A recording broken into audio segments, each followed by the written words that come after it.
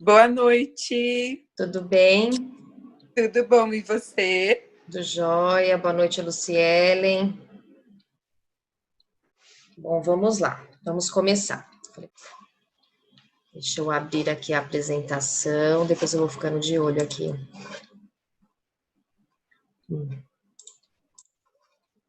Antes, primeiro eu quero acolhê-las a todas que estão aqui nesse primeiro momento eu conheço.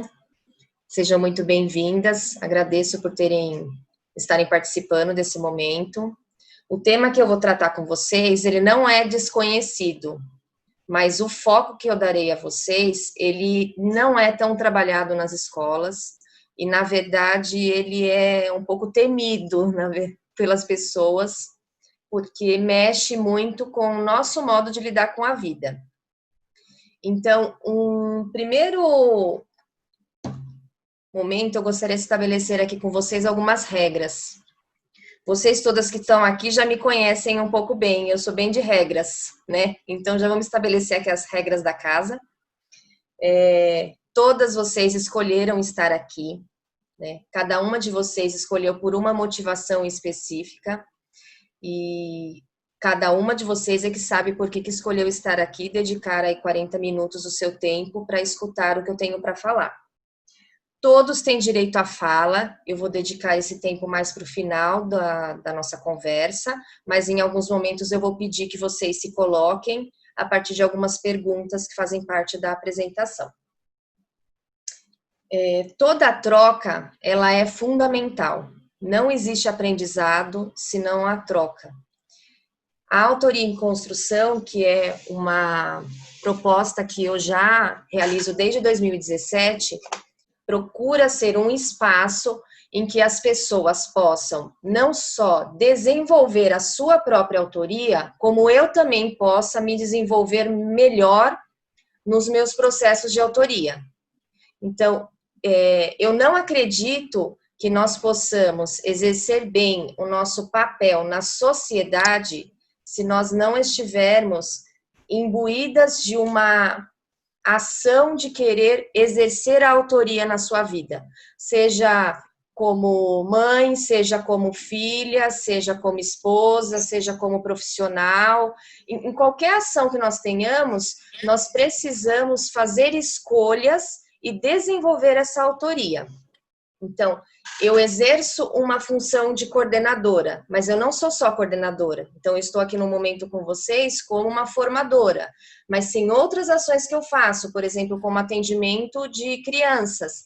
Então, eu não acredito que a gente possa construir diferentes papéis e diferentes atuações na sociedade se nós não fizermos trocas com outras pessoas e aprendemos com elas.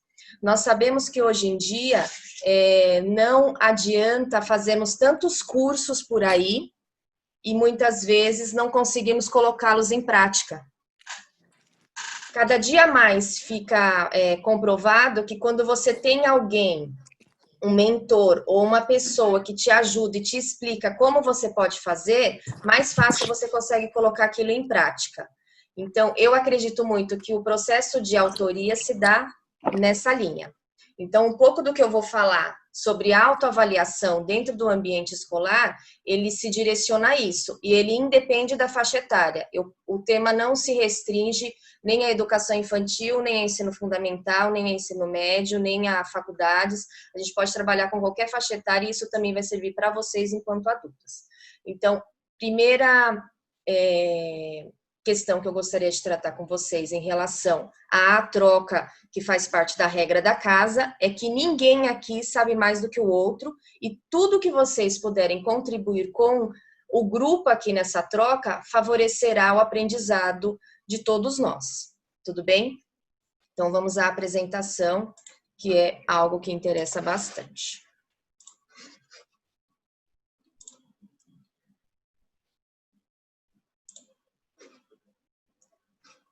Então, o primeiro elemento aqui que a gente tem.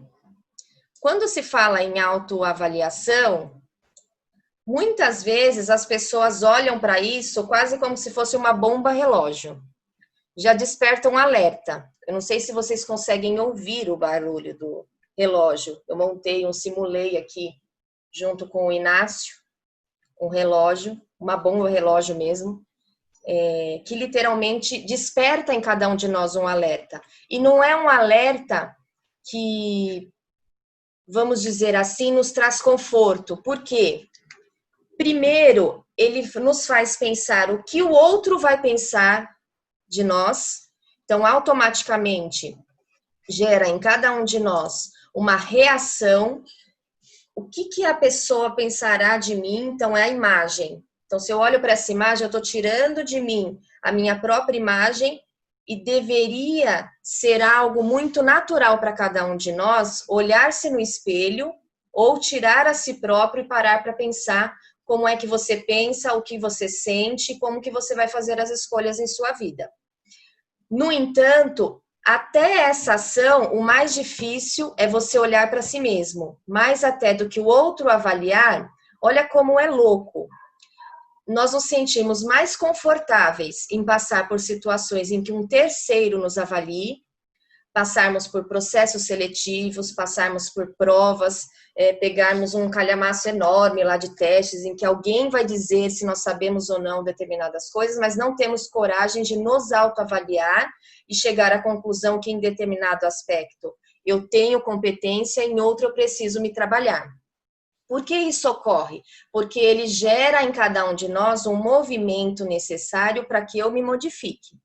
Então, quando o outro me diz algo que eu não sei, eu ainda tenho a escolha e posso não fazer aquilo. Mas quando eu tomo consciência de que eu não sei aquilo, fica mais difícil me olhar no espelho.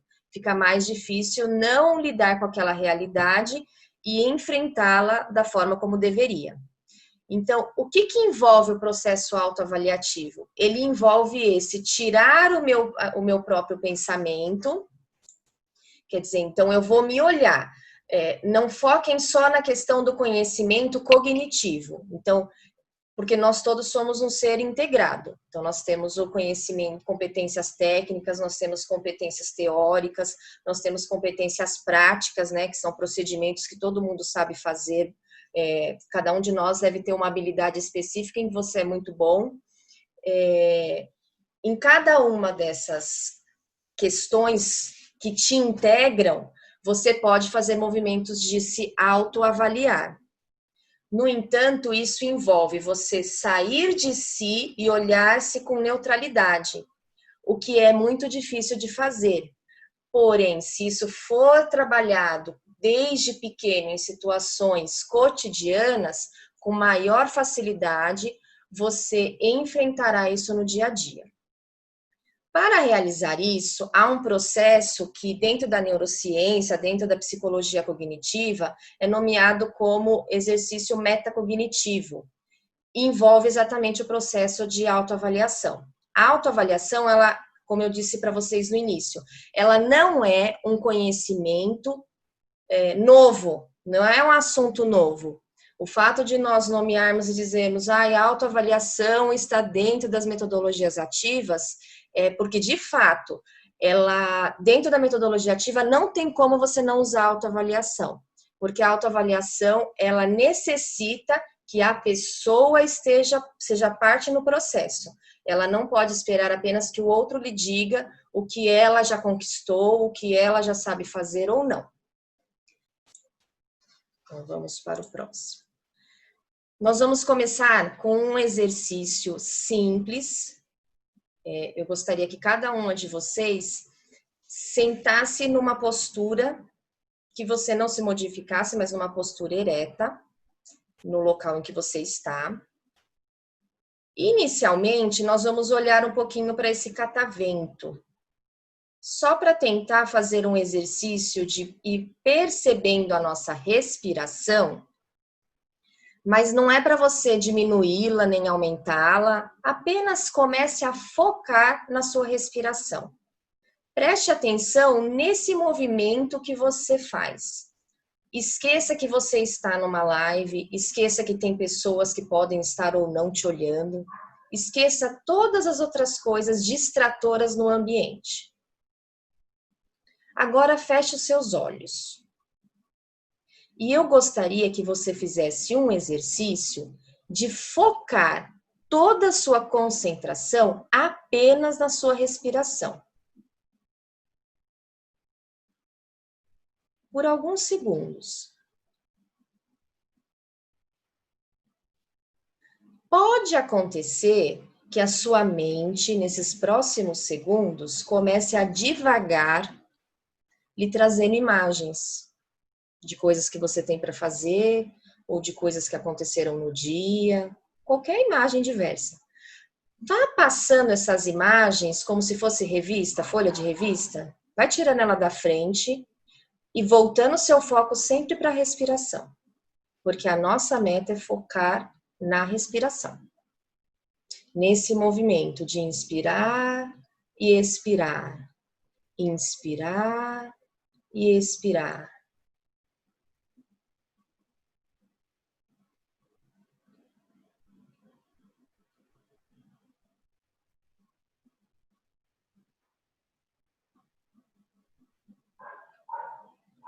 Aos poucos, vai abrindo seus olhos.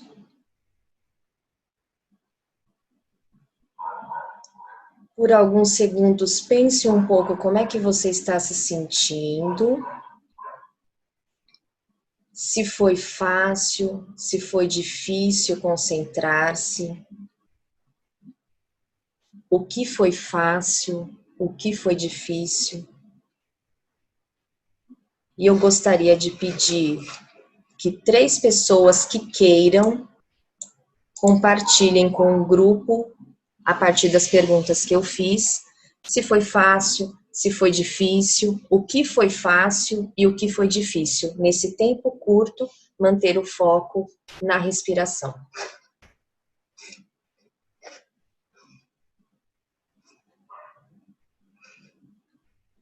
Quem deseja falar?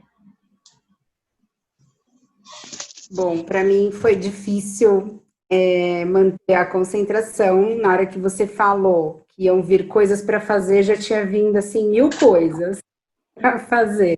Então, a primeira coisa que aconteceu quando eu fechei o olho, as coisas que tinham para fazer, o que veio realmente. Minha pálpebra ficou tremendo bastante, e aí aos poucos foi diminuindo essa tremedeira na pálpebra, assim. Então foi difícil para mim me concentrar. Aí depois que eu me concentrei, eu consegui ir distanciando desses pensamentos aí das tarefas. Alguém mais? Eu também tive essa dificuldade de parar, porque, na verdade, esse foi o primeiro momento que eu sentei hoje para poder fazer algo, né? E quando você falou da respiração, eu senti como se fosse uma falta de ar, como se eu tivesse, não soubesse respirar, porque é algo que é tão espontâneo, mas quando você tem que pensar sobre, eu senti um pouco de falta de ar. Achei muito engraçado isso também. E o que foi fácil foi olhar essa imagem do catavento. Alguém mais? Para mim foi um pouquinho parecido com o que as meninas verbalizaram. Para mim, a dificuldade maior é realmente esvaziar a mente, né? A gente sempre... O nosso pensamento não para, né? Por mais que a gente utilize a respiração, então é importante esse tempo, né? Respirar bastante para que a gente consiga, de fato, esvaziar a mente e se concentrar na gente, né? No corpo, no caso aqui no catavento. Então vamos lá. Vamos prosseguir aqui.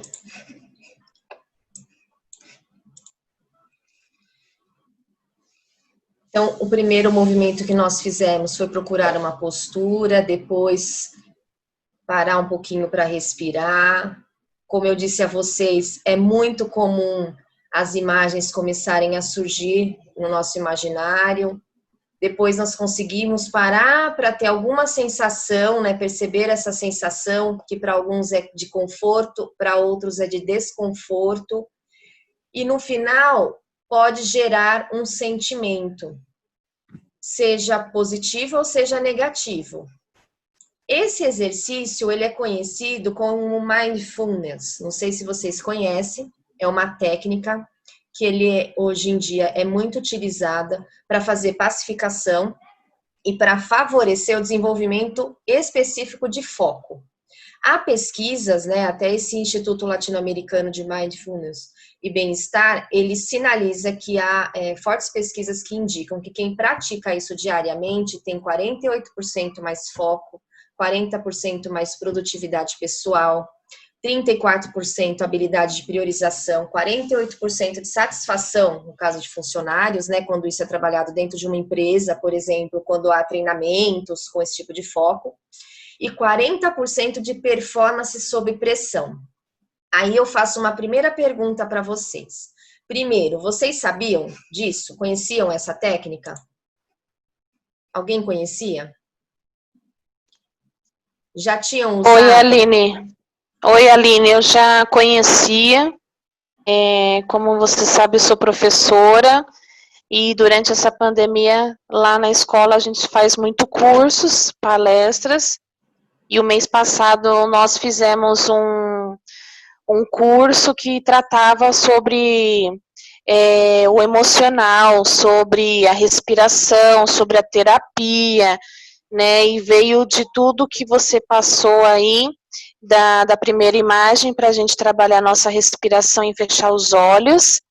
Essa foi a segunda experiência que eu tive, relaxante, porque nós que trabalhamos em escola, nosso tempo está sendo, entre aspas, árduo, porque tem muita coisa para ser feita, ser pensada.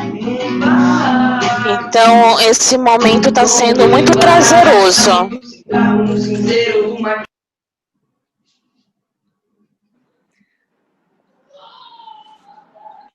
Tá certo. Alguém mais conhecia essa técnica? Fala, Si.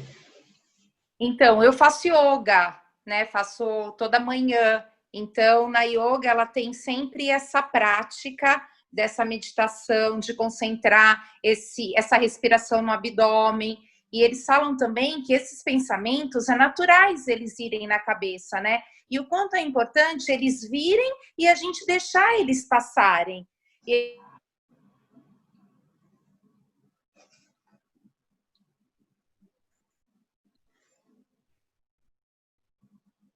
Cortou. Eu também pratico meditação e trabalho bastante essa questão também da respiração, e é um exercício, né? A gente vai aprendendo a meditar e a controlar os pensamentos. Uma segunda pergunta que eu queria fazer para vocês. Se a Sibeli... Posso só dar uma contribuição? Claro. Cadê? Claro. Eu não tô... Oi, meninas. Boa noite.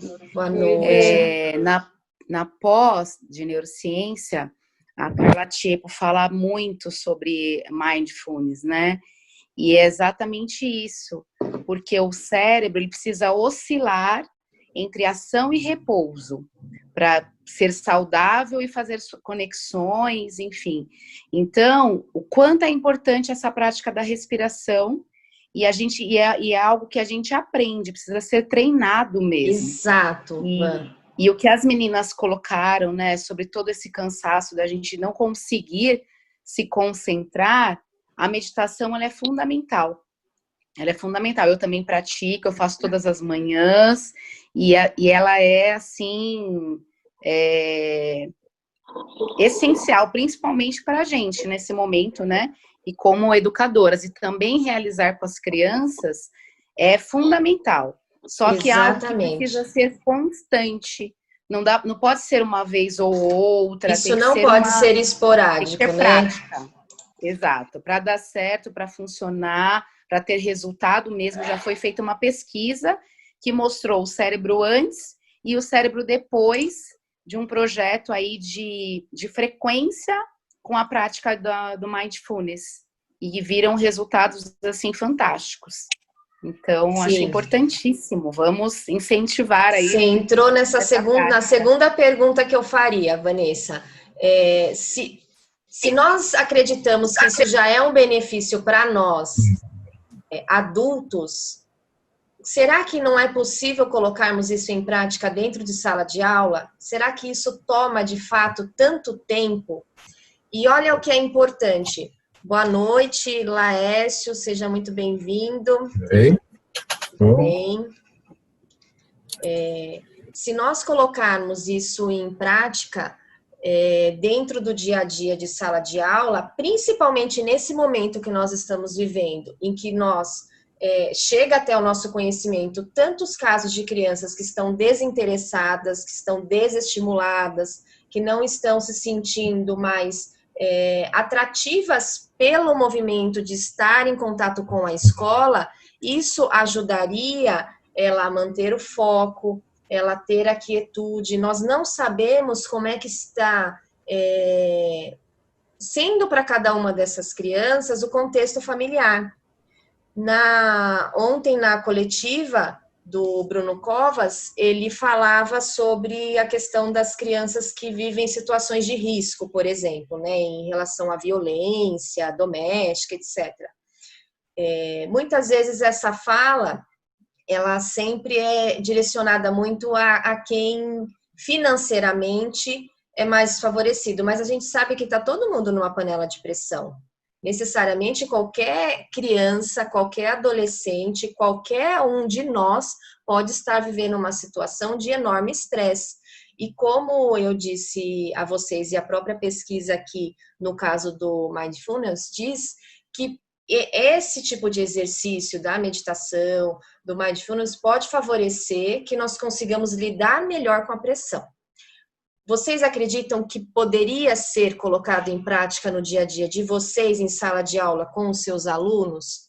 Pequenas gotas dessa experiência? Mesmo no virtual. Olha, mesmo no virtual, olha só.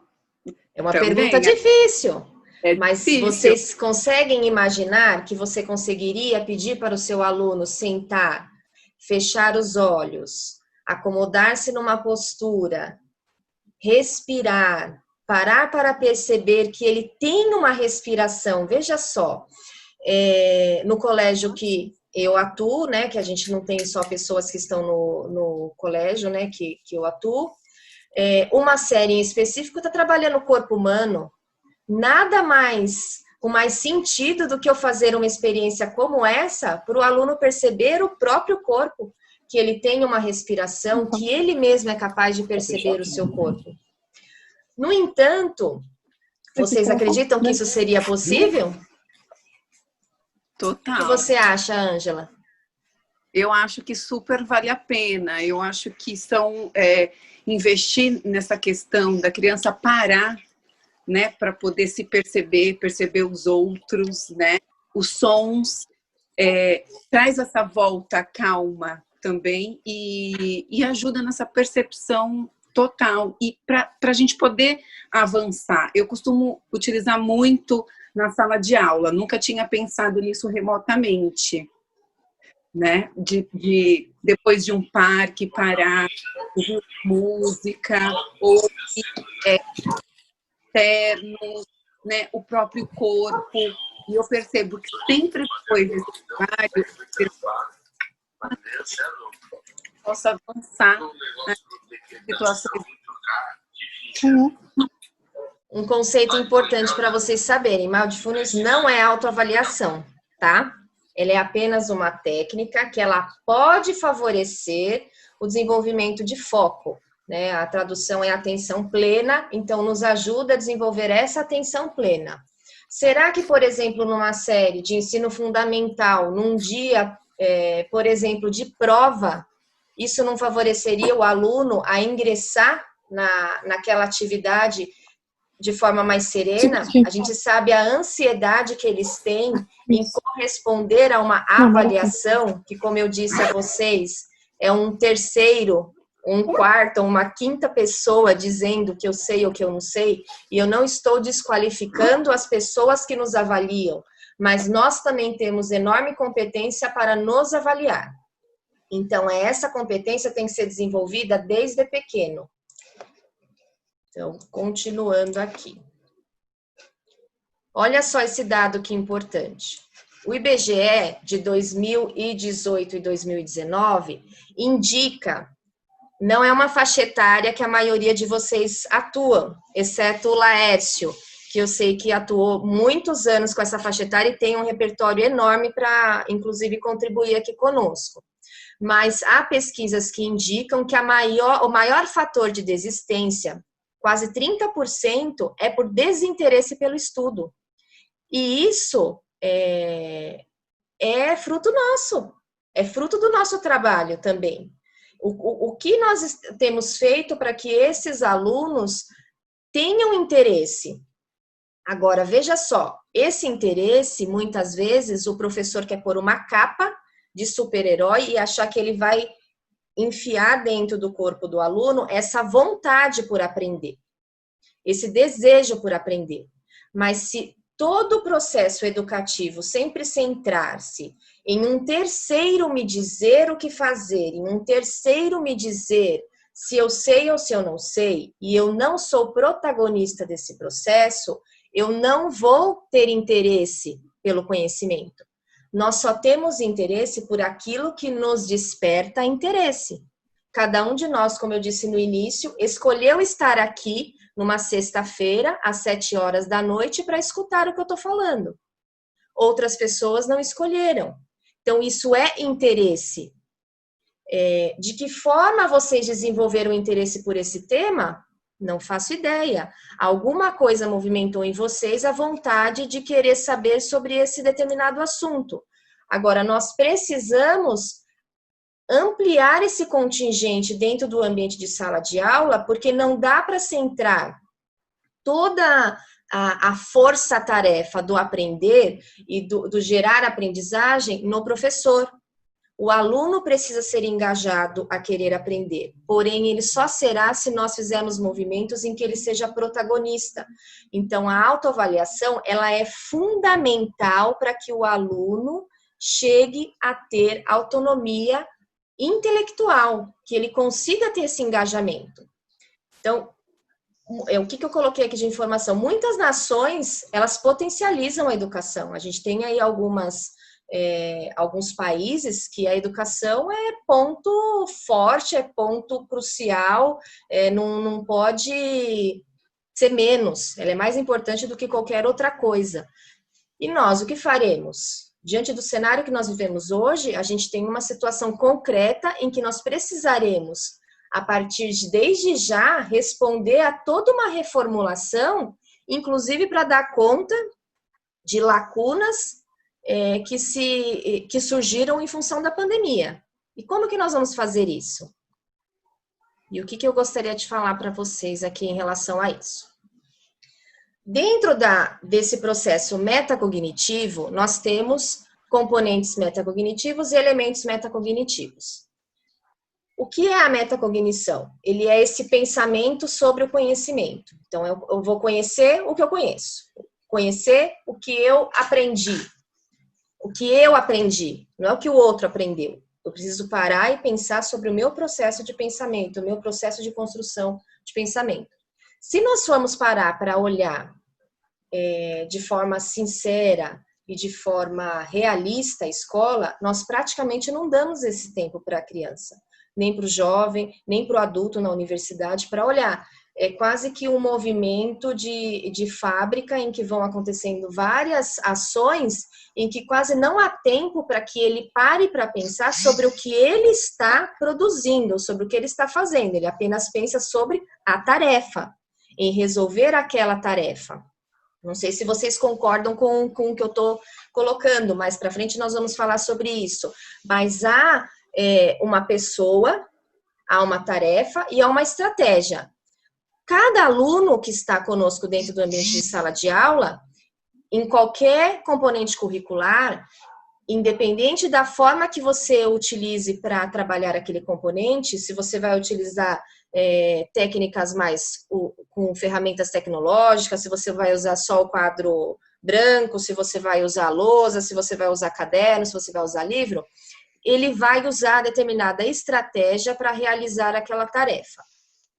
Você conhece, de fato, qual é a estratégia que seu aluno utiliza para realizar as propostas que você indica a ele em ciências, em química, em geografia? Eu sei o que pensa o Laércio sobre o exercício que eu propus em matemática na aula 35? Ou eu sei apenas a resposta que ele deu no exercício 5? Esse exercício metacognitivo, o que é importante? Não é o que eu, Aline, vou saber. Então, esse exercício de fazer a criança me contar, é óbvio que me ajuda, enquanto professor, a saber do meu aluno, e é óbvio que aquilo é extremamente importante para uma outra ação docente, que é o planejamento, a construção do planejamento, a realização das metas escolares, é uma outra questão. Mas, ao fazer isso, eu promovo uma situação em que, de fato, o meu aluno para pensar sobre como ele pensa, como ele chegou naquela situação. Mais para frente, nós vamos entender um pouquinho o quanto isso beneficia o aluno. Mas só para ficar claro para vocês, quando eu promovo qualquer atividade que seja, se eu levei o meu aluno num bosque da escola para fazer uma caça ao tesouro, eu tive uma intencionalidade, eu trabalhei ali um determinado conteúdo específico e eu tinha uma meta a atingir ali. Aquela meta eu atingi com todos? Como eu cheguei nessa conclusão? Isso não basta eu, professora, fazer a avaliação. Eu preciso criar movimentos de autoavaliação para saber se aquela atividade favorece mais a Aline, o Fernando, o João, o Pedro a aprender. Porque aí eu preciso utilizar muito mais esse tipo de estratégia para desenvolver os conteúdos que eu trabalho. Uma segunda ramificação da metacognição é o controle executivo e autorregulação. O que significa isso? Ao fazer esses processos de parar para pensar sobre o que eu estou pensando, como eu atuo, o que mais me ajuda ou não, eu estou exercitando o planejamento, eu estou me monitorando e estou aprendendo o que é monitorar, eu estou avaliando as situações, estou aprendendo o que é avaliar. Será que eu fazer isso desde uma criança pequena, isso é possível, eu posso garantir a vocês que é possível fazermos isso desde crianças muito pequenas, a gente terá sucesso no desenvolvimento dessas competências. Então, como eu disse, a metacognição, aqui eu só coloquei uma citação de Baker, que fala que a metacognição está preocupada com essa capacidade de refletir sobre o nosso próprio pensamento, no contexto acadêmico, eu não vou me deter no texto. A minha pergunta que não quer calar, vocês que estão aqui, estão realmente cansados de tentar motivar e convencer seu aluno a estudar e aprender?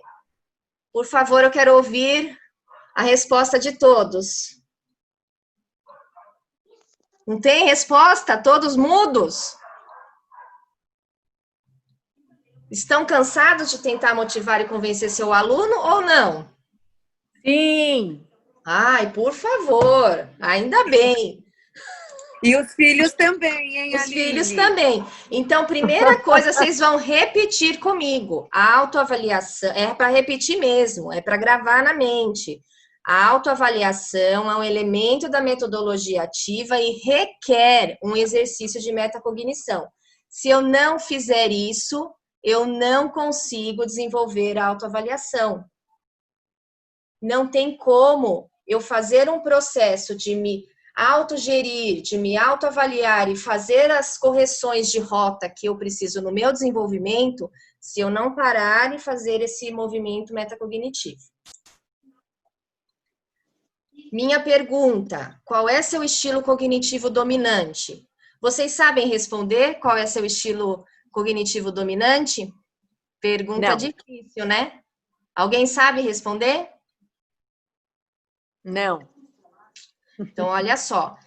todo mundo deveria saber responder na idade que nós temos. Se nós não sabemos, é porque nós não fomos ensinados. Então, o meu desafio é que a gente pegue isso como um engajamento para desenvolver isso no dia a dia. Como que eu posso fazer isso? Já é sabido, já está estudado, a gente não precisa nem mais estudar isso, porque já foi muito estudado, que a inteligência humana, ela é maleável e a gente pode desenvolvê-la muito mais. Precisa esforço, precisa dedicação e precisa aí todo um treino para que isso aconteça. Cada um de nós, nós temos uma predominância, não quer dizer que nós não podemos desenvolver vários outros aspectos. Eu diria assim, quem aqui não tem uma tendência maior, e eu vou ir para o próximo slide, que ele favorece também para isso, para compreender melhor algo, você precisa estabelecer comparação, ou analisar, ou avaliar ideias. De repente, você só consegue compreender quando o professor faz algum movimento de comparação. Talvez aqui, durante a live, vocês só tenham conseguido compreender algum conceito que eu tenha falado quando eu estabeleci comparação com um dado da realidade de vocês. Pode ser que você tenha um perfil mais analítico. Pode ser. Eu não estou garantindo nada. Quando você tem uma tarefa e você predominantemente prefere fazer réplicas, produtos, você vai fazer protótipos, você precisa, de alguma maneira, produzir algo que você visualize concretamente, pode ser que você tenha um perfil mais criativo, que você tenha uma maior propensão a aprender dessa forma. E isso lhe favoreça a entender qualquer tipo de conhecimento. Ou você pode ser uma pessoa que predominantemente, quando tem uma tarefa, você precisa colocar aquele conceito em prática. Vamos dizer que você tenha que produzir uma resenha. Você assistiu inúmeras aulas, assistiu inúmeras videoaulas dos professores da escola, mas não consegue entender o que está sendo tratado ali. Você só consegue na hora que você se depara em ter que escrever a resenha, de fato. Então, pode ser que o seu perfil seja daquele que precisa colocar o conceito em prática. Então, qual é o problema que nós temos? Nós precisamos sair dessa zona de conforto de não sabermos quem nós somos. Não tem como. Tem um trecho que eu coloquei aqui, deixei 2 frases para vocês aqui. A primeira, que o caminho da vida é para dentro. Não tem como nós fazermos com que o nosso discurso de que queremos uma escola em que os alunos sejam protagonistas, que eles sejam críticos, que eles usem o conhecimento que eles adquirem nas escolas para modificar a sociedade, seja a escola qual for. Todas as escolas usam esse discurso, desde a educação infantil até as universidades, em vários lugares do mundo. Mas, de fato, para que nós possamos fazer isso, é preciso criar processos de autoria em que não dependa do terceiro. O professor é extremamente fundamental nesse processo? Se vocês não criarem situações em que os alunos parem e tenham momentos para se autoavaliar, e autoavaliar, como eu disse, não é eu vou criar uma hora da autoavaliação, prova, não é isso. São situações corriqueiras, como eu mostrei aqui para vocês na live, em que a gente para pensar sobre o que a gente está pensando.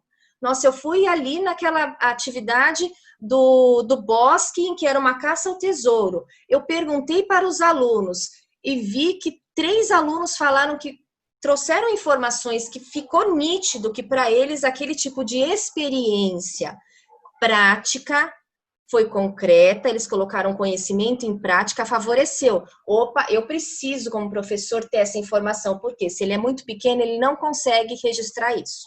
Então, eu tenho que ter esses dados para eu ir alimentando e vendo se aquilo é predominante para ele. É óbvio que com um aluno maior, você desenvolve de outra forma isso, porque aí ele já consegue ter esse tipo de registro. E, por exemplo, se um aluno de 4º, 5º ano, ou mesmo de Fundamental 2, consegue se apropriar mais dos conteúdos com esquemas, ou se numa situação problema de matemática, ele precisa, para ele é muito mais fácil, se ele escreve primeiro o que ele pensou, qual é o problema? Não há problema nenhum. Isso não impede que a escola vá ensiná-lo qual é o jeito formal naquela série de registrar aquilo, mas ele precisa ter garantido a diferenciação de apropriação do conhecimento. Senão nós vamos viver uma escola da Ilha da Fantasia, que prega que é possível nós trabalharmos as diferenças entre as pessoas e nós sempre tentamos que todo mundo pense da mesma forma, que não exista processos de autoria. Então, para que eu não continue a falar mais do que eu já falei, e deixe aqui o lema de que precisamos formar mais que alunos, eu queria pedir que vocês agora me falassem o seguinte. Vamos abrir aqui as câmeras todos.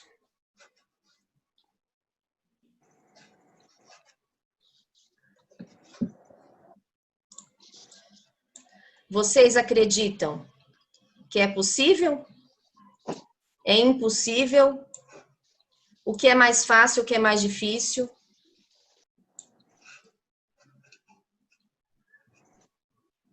Isso mexe com vocês enquanto pessoa? Porque algo que é importante, eu gostaria que cada um de vocês saísse provocado, primeiramente, antes de educador, é ter, assim, a consciência de que eu, como adulto, preciso descobrir qual é meu viés predominante. Como é que eu aprendo melhor? Cada um de nós exerce aí uma função na sociedade e, óbvio, você quer exercer melhor essa função. Você quer aperfeiçoar o que você faz. Então, para fazer isso, você precisa saber o que te ajuda mais a alcançar em menos tempo. Não é o sucesso, é conquistar aquilo que você deseja. É realizar as coisas. O que vocês levam disso, que tudo que nós conversamos? Tudo que eu falei aqui. Posso? Óbvio, pode. Bom, parabéns aí pela estrutura, pelo tema escolhido, né, e pelas provocações. Você nos pergunta se isso é possível. Eu diria, não só é possível, como necessário, é fundamental. O educador precisa ter isso toda a elaboração do seu trabalho e tal, é desenvolver essa capacidade. Eu não sei se vocês conhecem aquela alegoria, provavelmente sim, vou repetir aqui, a história do professor que se enaltecia por ter ensinado um pato a falar. Conhecem? Não. Foi uma situação, o mundo todo se mobilizou, a imprensa mundial e tal, chamaram o professor, trouxeram o pato, e ele, né, se gabava de ter ensinado o pato a falar. Puseram o pato para lá e o pato não falava nada. E até que começaram as perguntas, as inquietações, e aí disseram, mas o senhor não ensinou, não disse que ensinou o pato a falar? E o professor dizia, ensinar eu ensinei. Se ele aprendeu ou não é outra coisa. Então, esse é o grande dilema que você nos provoca, né? Então, nós temos que romper com isso. Há todo um processo que, se o professor não tiver essa sensibilidade e dar sentido àquilo que está fazendo, o trabalho como educador se perde, né? Não fica sem sentido. Então, nesse aspecto, a sua provocação ilumina a prática, a dedicação, tudo aquilo que precisamos fazer no nosso trabalho educativo. Tá bom? Obrigada, Lércio, pela contribuição.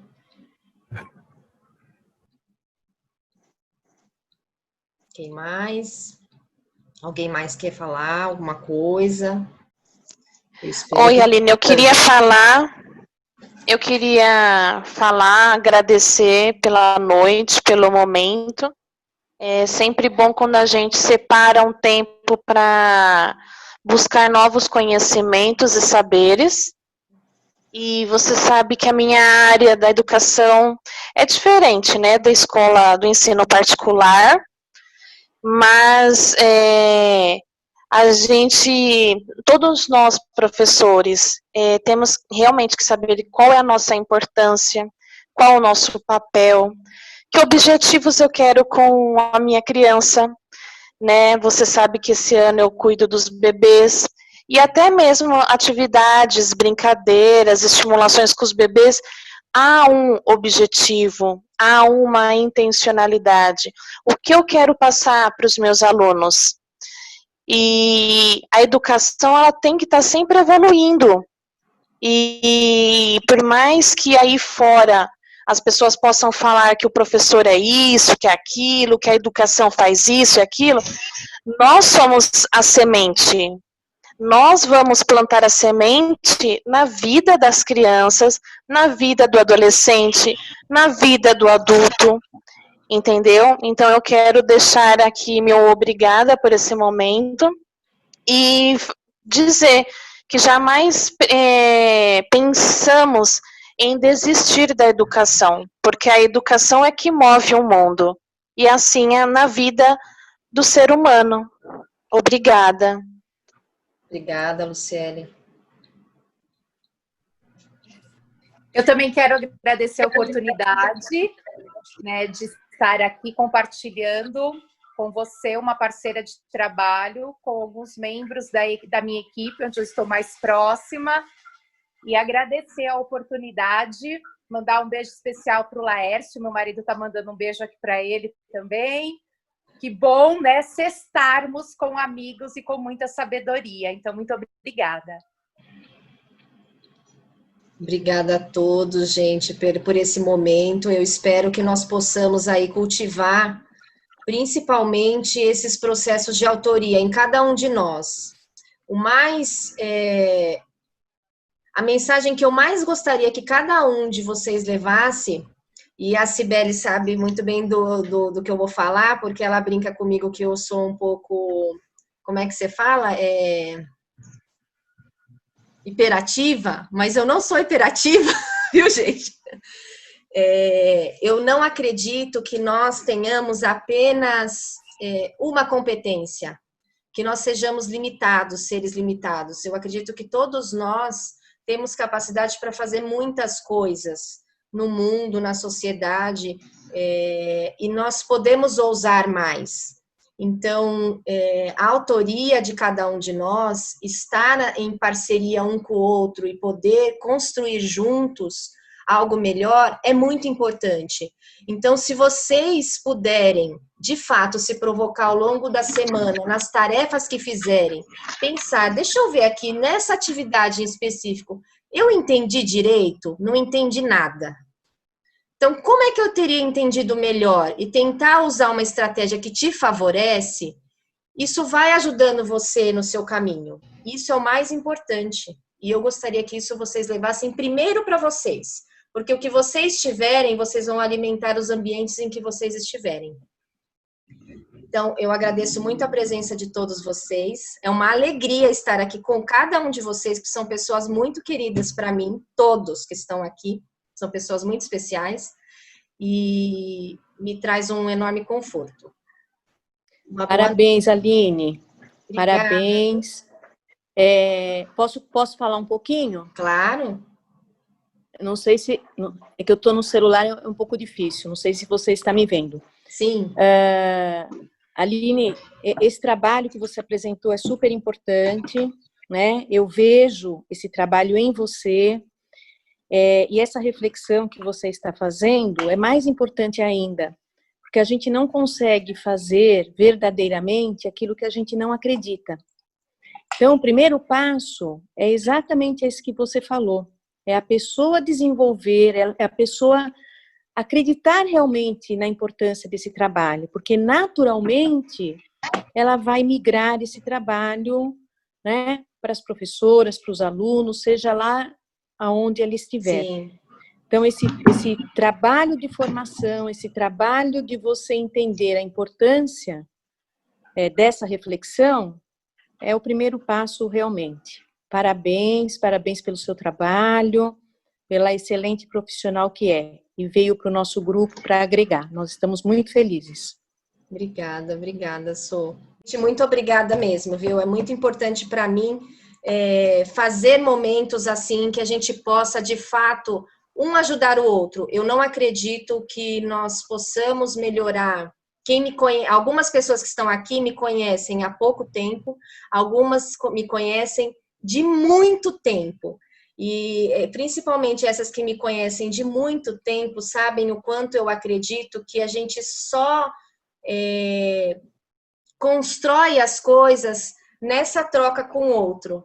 Não tem ninguém que é melhor do que ninguém. A gente só consegue evoluir na ajuda ao outro, ajudando o outro e aprendendo com o outro. Então, eu quero que vocês fiquem com 2 frases finais, que é essa: o caminho da vida é para dentro, então cada um vá para dentro de si para se olhar mais. E conquistar a liberdade exige esforço. Não é fácil, é esforço, mas tem que ter propósito. E que o propósito de cada um de nós seja aí produzir coisas maravilhosas nesse mundo. E não deixar só as coisas que são ruins ficarem à mostra. Tá bom? Uma ótima noite a todos. Um beijo. Muito obrigada. Obrigada. Beijo, parabéns. Entre os abraços, hein? Parabéns. Obrigada, boa noite, parabéns. Boa noite.